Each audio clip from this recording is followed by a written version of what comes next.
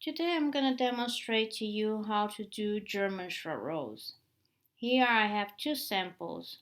Here in this green one I have done just like a heel of a sock, and the short rows are almost every row. You can see here on the wrong side what it looks like and how it shapes my fabric. And then this sample here is not as abrupt. But here you can see on the right side and on the left side some shaping. The German short rows are very easily done in Portuguese style of knitting because you have to have always the yarn in the front, which already happens. I'm going to knit a couple rows with you so you can see what I'm doing. Here, get this in focus.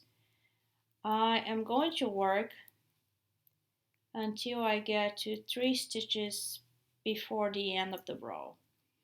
And your pattern, of course, is going to tell you or give directions in what you should do. So I'm working my knit row until I get to the last 3 stitches.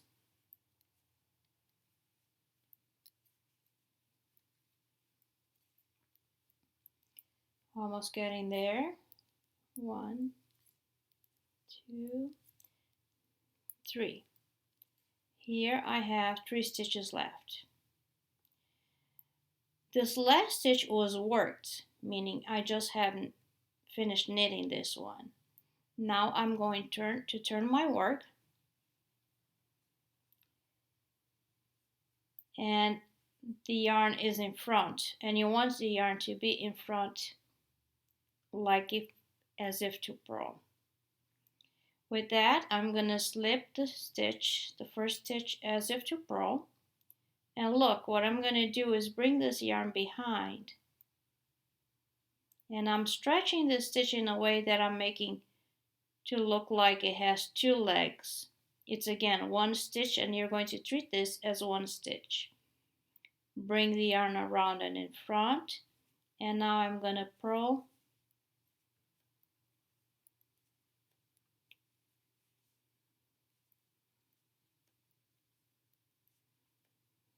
until 3 stitches before the end of the row, like if I was doing the heel of a sock. Here it is. You could use short rows in so many other instances too, like shaping the shoulder of a shawl. Let me stop and show you again. So here is, I work the last stitch as if to purl. I stop 3 stitches before the end of the row. I'm going to turn my work, bring the yarn in front, and slip the stitch as if to purl, and gently pull this yarn behind. See, as if to make this stitch to have 2 legs like that. It looks really weird. Now, in order to knit, I have to use my index finger and hold this a little bit like that so I can knit the next stitch. And I'm going to keep doing those 2 movements several times so you can see how I'm going to work those rows. I'm going to come to 1 stitch before that funky stitch there, and you're going to see it's coming. See, this is the stitch we did turn. Again, I'm going to work the last stitch, turn my work with the yarn in front. I'm going to slip as if to purl and bring the yarn behind. On the purl side, it's kind of easy because I just bring the yarn around and it's ready to purl the next stitch. Purl, purl, purl, so on. Let's go work until 1 stitch before that weird one. Here it is. This is my weird. I'm gonna work this stitch as if to purl, turn, and make sure that you can see this on the camera. Slip as if to purl and bring this yarn this way. I hold this with my index finger so I can bring the yarn to the top of the right hand needle and knit the next stitch. And I'll do this one more time on each side before we finish picking up all the stitches in one row. Don't want to split that. Here is my funky one, normal one. I'm gonna knit that stitch, turn. With the yarn in front, I'm gonna slip as if to purl and bring the yarn behind, making it look like I have two legs. Purl back.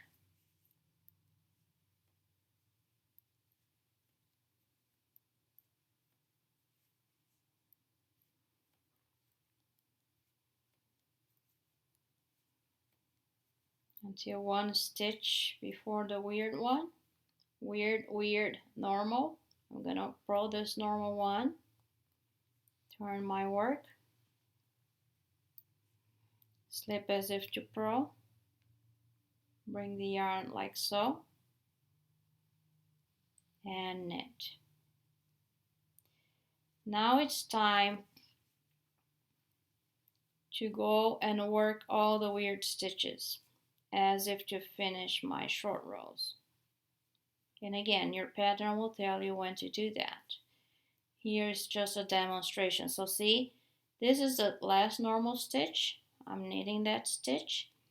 When it comes to work the weird one, you are going to knit those two legs together. See, you have two legs. It's kind of a yarn over. Insert your right hand needle and knit those two together. Insert your right hand needle in those two legs. Work them together. Work to the end of the row. Now you're ready to turn and purl back. And you can see it's already shaping the fabric there. Let's purl all the stitches until we get to that funky ones at the end of the row.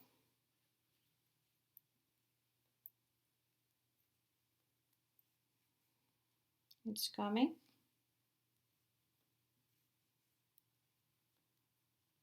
Normal, normal, normal stitch. See this one? Now you're going to purl those two stitches, like this funky yarn over and the stitch that is on the needle together.